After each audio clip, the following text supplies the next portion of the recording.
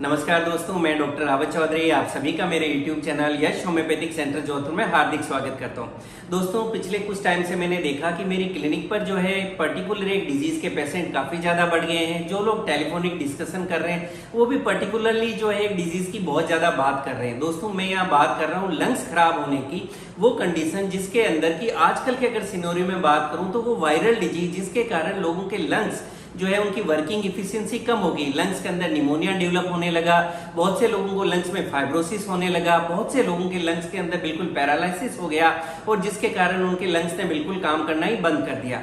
और दोस्तों, इसका जो नेक्स्ट आउटकम या जो हमें देखने को मिलता है रिजल्ट, वो देखने को मिलता है कि जब लंग्स काम नहीं कर रहे तो उनकी बॉडी के अंदर जो उनके ब्लड के अंदर जो ऑक्सीजन का सेचुरेशन लेवल होता है वो नॉर्मल रेंज से धीरे धीरे कम होने लगता है, जिसके कारण बहुत से लोगों को ऑक्सीजन सेचुरेशन या ऑक्सीजन सपोर्ट के लिए हॉस्पिटल्स में भी एडमिट होने का पड़ता है। और कई बार दोस्तों, अगर इस प्रॉपर मैनेजमेंट नहीं हो तो आप जानते हैं कि लाइफ थ्रेटनिंग कंडीशन भी बन सकती है। दोस्तों, इस वीडियो के अंदर आज हम बात करने वाले हैं होम्योपैथी के अंदर कौन कौन सी वो मेडिसिन है जो इस लाइफ थ्रेटनिंग कंडीशन से हमें बचा सकती है। अगर आपके लंग्स में मान लीजिए कोई भी कारण से दोस्तों फाइब्रोसिस हुआ है वायरल डिजीज के कारण, या आपके लंग्स के अंदर एक तरह से आप कह सकते हो वर्किंग इफिशिएंसी कम हो गई है, पैरालिसिस की कंडीशन भी कई बार लंबे समय तक जो बेड रिडन हॉस्पिटलाइज्ड पेशेंट होते हैं उनके अंदर भी होता है कि उनके लंग्स बिल्कुल पैरालाइज कंडीशन में भी आ सकते हैं। तो उसके अंदर भी होम्योपैथी की कौन सी अच्छी मेडिसिन है उसकी बात करेंगे और ऑक्सीजन लेवल बढ़ाने के अंदर भी ये मेडिसिन हमारी मदद करने वाली। दोस्तों, सबसे पहले अगर हम शॉर्ट में थोड़ा सा समझने की कोशिश करें कि लंग्स क्या है या फेफड़े क्या है या ऑक्सीजन का हमारी बॉडी में क्या रोल है। देखिए, मैं बहुत ही रूटीन की भाषा में बात करने की कोशिश करूंगा जो कि एक आम आदमी समझ सके। दोस्तों, हम सब जानते हैं कि हमारे शरीर के अंदर एक रेस्पिरेटरी सिस्टम होता है। दोस्तों, इस रेस्पिरेटरी सिस्टम के बेसिकली दो काम है। अब ये दो काम क्या है? एक तो सांस लेना जिसको हम कहते हैं इनहेल करना, और दूसरा आप सब जानते हैं कि हम सांस छोड़ते हैं जिसको एक्सहेल करना। दोस्तों, जो इनहेल होता है, जब हम सांस लेते हैं तो उसके अंदर क्या होता है, हमारे आसपास का जो नेचर है, सराउंडिंग है, क्लाइमेट, जहां भी आप बैठे हैं, जैसे मैं अभी रूम में बैठा हूं और मैं सांस ले रहा हूं, इनहेल कर रहा हूं, तो मैं क्या कर रहा हूं कि रूम के अंदर जो भी हवा है जो है उसको मैं इनहेल कर रहा हूं, सांस खींच रहा हूं, उसके अंदर दोस्तों ऑक्सीजन होती है और ये ऑक्सीजन हमारे शरीर के लिए बहुत जरूरी होती है। दोस्तों, इस ऑक्सीजन को भी अगर मैं समझा दूं कि क्यों जरूरी है, हमारी बॉडी में क्या रोल है, तो देखिए, हम सबको कुछ ना कुछ काम करने के लिए रेगुलर एक एनर्जी की जरूरत होती है, ताकत की जरूरत होती है हमारे। उसके लिए क्या होता है कि हमारी बॉडी के अंदर दोस्तों हमारा शरीर बहुत छोटे छोटे सेल और टिश्यू से बना हुआ है। अभी मान लीजिए कि आप दिन में बैठे हैं, चाहे नाइट में सो रहे हैं, कुछ भी कर रहे हैं, तो आप इवन आप सो रहे हैं, आप रेस्ट कर रहे हो, लेकिन आपके इंटरनल ऑर्गन्स जितने भी हैं, सेल्स हैं, टिश्यूज हैं, वो दोस्तों रेगुलर काम कर रहे होते हैं और उनको रेगुलर फंक्शनिंग के लिए वहां पे रेगुलर ऑक्सीजन सप्लाई चाहिए होता है। जैसे अगर बॉडी के कोई भी पार्ट में किसी भी सेल को या टिश्यू को अगर ऑक्सीजन की सप्लाई रुक जाएगी तो आप समझ सकते हो कि वो आपका सेल या टिश्यू या बॉडी का अंग काम करना बंद कर देगा, क्योंकि उसको एनर्जी नहीं मिलेगी। ये ऑक्सीजन क्या करती है कि वहां सेल और टिश्यू लेवल तक पे जाके ऑक्सीडेशन एक प्रोसेस होता है जो साइंस में वापस एक डिटेल की बात होगी, लेकिन उस ऑक्सीडेशन प्रोसेस से हमारी बॉडी के और सेल और टिश्यूज और हमारी बॉडी को ओवरऑल एनर्जी मिलती है। तो हमें ये समझ में आया कि जो हम सांस लेते हैं उससे हमें ऑक्सीजन मिलती है और इस ऑक्सीजन से हमारे शरीर के हर सेल, टिश्यू, छोटी से छोटी कोशिका को काम करने के लिए एनर्जी मिलती है। दोस्तों, मैंने बताया हुआ एक प्रोसेस होता है ऑक्सीडेशन जिससे आपको एनर्जी मिलती है। इस ऑक्सीडेशन प्रोसेस में क्या हो गया, हमें ऑक्सीजन चाहिए होती है, इस ऑक्सीजन से एनर्जी मिलती है, तो उसका जो वेस्ट प्रोडक्ट है वो भी कुछ निकलता है। वो वेस्ट प्रोडक्ट दोस्तों जो क्या है, वो गंदे वाली गैस निकलती है जिसको हम कार्बन डाइऑक्साइड कहते हैं। ये कार्बन डाइऑक्साइड भी हमारे शरीर में इकट्ठी नहीं हो, उसके लिए हम क्या करते हैं कि हम जो एक्सहेल करते हैं, हमारे लंग्स, फेफड़े जो सांस छोड़ते हैं, जैसे मैंने अभी सांस छोड़ी, आपने सांस, हम लोग जो सांस छोड़ते हैं, उस सांस का जो छोड़ने का प्रोसेस है उसके साथ में हमारे लंग्स के जो कार्बन डाइऑक्साइड है वो बाहर आ जाती है। तो अभी तक अगर मैं वापस समराइज करूं शॉर्ट के अंदर, तो हमारे लंग्स का, फेफड़ों का ये काम है कि जब हम सांस लेते हैं तो हमारे शरीर के अंदर ऑक्सीजन जाती है और जब हम सांस छोड़ते हैं तो वहां पे गैस एक्सचेंज होती है। हमारा जो ब्लड होता है वो अच्छे वाली ऑक्सीजन ले लेता है और बॉडी से जो गंदे वाली गैस को हमारा ब्लड इकट्ठा करके लेकर आता है वो लंग्स में एक्सचेंज होता है और वो कार्बन डाइऑक्साइड जो हमारे लंग्स वहां से ले लेते हैं और वापस एक्सहेल सांस के रूप में छोड़ देते हैं। ये हमने समझा कि फेफड़ों का क्या जरूरी काम है और किस तरह से फेफड़े खराब होने से आपकी बॉडी के अंदर ऑक्सीजन का लेवल गिर सकता है या कार्बन डाइऑक्साइड का लेवल बढ़ सकता है। दोस्तों, अगर हम बात करें अभी के सिनेरियो में, तो अभी क्या हो रहा है कि जो वायरल डिजीज फैली हुई है ये आपके लंग्स और रेस्पिरेटरी सिस्टम पे अटैक करती है।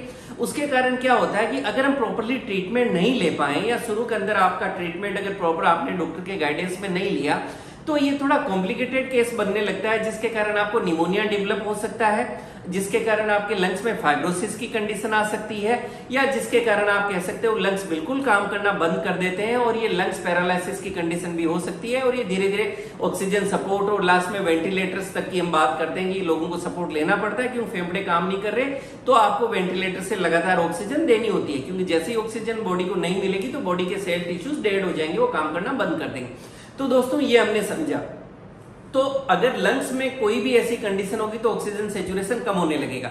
दोस्तों अब हम बात करते हैं होम्योपैथी की, कि होम्योपैथी के अंदर कौन कौन सी मेडिसिन है जो अगर ये अभी का जो सिनेरियो है इसके अंदर अगर आपको वायरल डिजीज हो गई है, उसके कारण अगर आपके लंग्स के अंदर वर्किंग एफिशिएंसी कम हो रही है, लंग्स आपके इन्फेक्टेड हो गए हैं, आपके लंग्स में हो सकता है कि आपको फाइब्रोसिस डेवलप होने लगे हो, या आपको पैरालिसिस हो रहा है, या आपके लंग का उतना एडवांस स्टेज नहीं है लेकिन लंग्स की उस वायरल डिजीज के कारण वर्किंग एफिशिएंसी या काम करने की क्षमता कम हो गई, और अगर आपका ऑक्सीजन सैचुरेशन लेवल कम होने लगा है, तो दोस्तों होम्योपैथी के अंदर बहुत अच्छी अच्छी मेडिसिन आती है। आपको सिर्फ जरूरत है अपने नजदीक में जाकर होम्योपैथिक डॉक्टर साहब उनसे अपना केस प्रॉपर डिस्कस करें।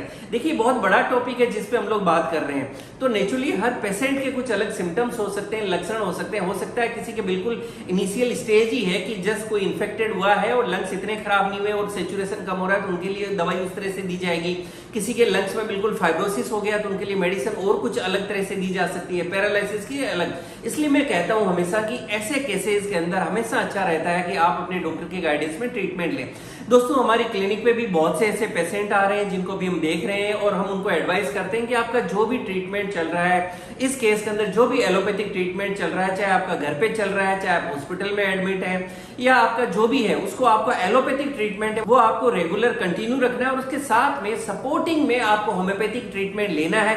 ये मेडिसिन क्या करती है कि आपके लंग्स को सपोर्ट देती है, लंग्स की रिकवरी को फास्ट कर देती है, ऑक्सीजन सैचुरेशन लेवल को आपको तेजी से बढ़ाने में मदद करती है, और केस को कॉम्प्लिकेटेड होने से बचाती है। और ज्यादातर केसेस के अंदर दोस्तों हमने देखा कि अगर आप रूटीन के अंदर अपने जो एलोपैथिक डॉक्टर साहब है उनके साथ के अंदर होम्योपैथिक डॉक्टर साहब से भी डिस्कस करके प्रॉपर ट्रीटमेंट लेते हैं, तो आपको कोई भी तरह की इमरजेंसी का सामना करना नहीं पड़ता।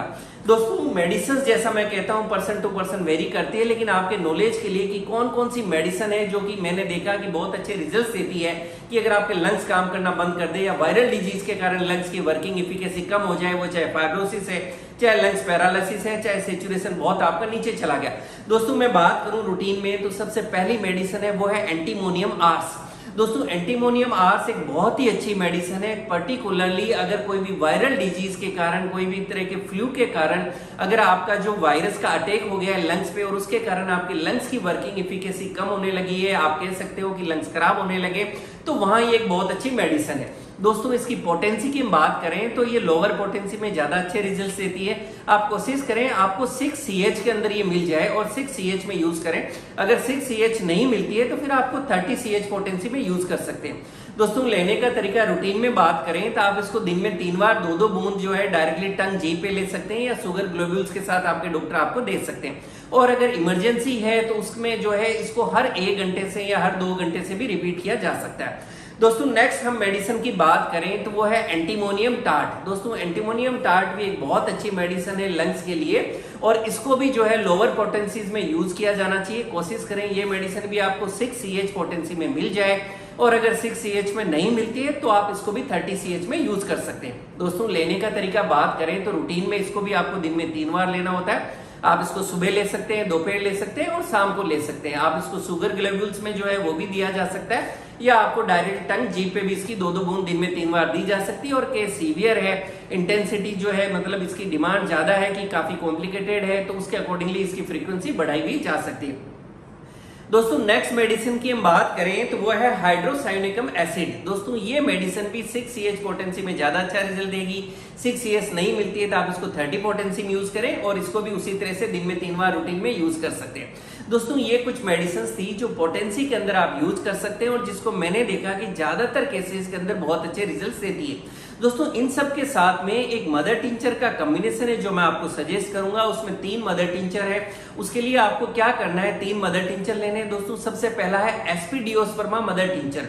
एस्पीडियोस्पर्मा मदर टिंचर पे अलग से भी मेरा क्या वीडियो है, और आप जानते हैं कि इसको हमारी बुक्स में भी रिकमेंड किया है कि वो लोग जिनका किसी भी कारण से अगर लंग्स की, फेफड़ों की वर्किंग इफिकेसी कम हो जाए, जिसके कारण कि उनकी बॉडी के अंदर ऑक्सीजन का लेवल कम होने लगे और कार्बोनिक एसिड या आप कह सकते हो कार्बन डाइऑक्साइड का लेवल बढ़ने लगे, तो उसके लिए एस्पीडियोस्पर्मा मदर टिंचर एक बहुत अच्छी मेडिसिन है। आपको लंग्स को मजबूत करेगी, आपके रेस्पिरेटरी सेंटर को एक्टिवेट करेगी, ऑक्सीजन के लेवल को बढ़ाएगी और कार्बन डाइऑक्साइड के लेवल को घटाने में मदद करेगी। तो हमें एस्पीडियोस्पर्मा मदर टिंचर यूज करना है दोस्तों। नेक्स्ट हमें यूज करना है लोरोसेरासिस मदर टिंचर आता है, इसको आपको यूज करना है। और नेक्स्ट हमें यूज करना है ग्रिंडेलिया रोबस्टा मदर टिंचर। दोस्तों ये 3 मदर टिंचर है, इन तीनों को आपको यूज करना है। कंबाइनेशन आप इसका बना के यूज कर सकते हैं। आप चाहें तो तीनों की सेपरेट पैकिंग यूज कर सकते हैं, 30 ml 100 ml जो भी मिल जाए। और एक चाय पीने वाला कप लें, उसके अंदर आप जो है 10 ड्रॉप्स है आप एस्पीडियोस्पर्मा मदर टिंचर डाल दें। फिर उसी में 10 ड्रॉप्स आप जो है लोरोसेरासिस मदर टिंचर ऐड कर सकते हैं। उसी में 10 ड्रॉप्स आप ग्रिंडेलिया मदर टिंचर की ऐड कर सकते हैं। इस तरह से आप देखेंगे कि एक जो कप है उसके अंदर 30 ड्रॉप्स 30 बूंद इस मदर टिंचर की होगी। फिर उस पूरे कप के अंदर आप ल्यूकवार्म जो गुनगुना पानी है वो मिक्स कर दें, और अगर गुनगुना पानी नहीं मिल पा रहा है तो आप नॉर्मल रूम टेम्परेचर का पानी ऐड कर सकते हैं। इसको आपको धीरे धीरे सिप बाय सिप घूंट घूंट करके दिन में 3 बार लेना होता है, सुबह दोपहर शाम। और दोस्तों अगर ऐसा लग रहा है केस कॉम्प्लिकेटेड है, इमरजेंसी ज्यादा है, पेशेंट की कंडीशन ज्यादा अच्छी नहीं है, तो ऐसे के अंदर इस कॉम्बिनेशन को हर 2 या 3 घंटे से भी रिपीट किया जा सकता है, जैसे कि डॉक्टर को रिक्वायरमेंट लगती है उसके अकॉर्डिंगली। ये कॉम्बिनेशन एक बहुत ही अच्छा कॉम्बिनेशन है और ये आपके लंग्स को एनर्जी देता है। आपके लंग्स अगर पैरालिसिस तक भी हो गए हैं, बिल्कुल उनकी वर्किंग इफिकेसी भी कम हो गई है, तो भी ये जो कॉम्बिनेशन है मदर टिंचर का बहुत अच्छा कॉम्बिनेशन है और लंग्स की वर्किंग इफिकेसी को बढ़ाएगा और आप देखेंगे कि बहुत अच्छे रिजल्ट देखने को मिलेंगे। दोस्तों मैंने कोशिश की है इस वीडियो के अंदर आपके साथ मेन मेडिसिन आपके साथ शेयर की है। ये वो मेडिसिन है जो मैं मेरी क्लिनिक में पेशेंट्स को देता हूं और जिससे मुझे ज्यादातर केस में बहुत अच्छे रिजल्ट्स मिलते हैं। हालांकि हो सकता है person to person, case to case कुछ अलग मेडिसिन भी दी जा सकती है। बस आप अपने नजदीक में जाके डॉक्टर साहब से डिस्कस करें और आप देखेंगे आपको बहुत अच्छे रिजल्ट्स मिलेंगे। दोस्तों मैं उम्मीद करता हूं कि अभी जो महामारी चल रही है जिसके कारण लोगों के घरों में बहुत ज्यादा पैनिक कंडीशन हो गई है और कई तरह की प्रॉब्लम्स का सामना करना पड़ रहा है, उस टाइम के अंदर ये वीडियो आपके लिए काफी लाभकारी साबित होगा। इसी तरह से मुझसे जुड़े रहने के लिए मेरे YouTube चैनल यश होम्योपैथिक सेंटर जोधपुर को लाइक करें, शेयर करें, सब्सक्राइब करें और बेल आइकन जरूर दबाएं, जिससे मैं जैसे ही कोई वीडियो डालूं आपको नोटिफिकेशन मिल सके। Thank you.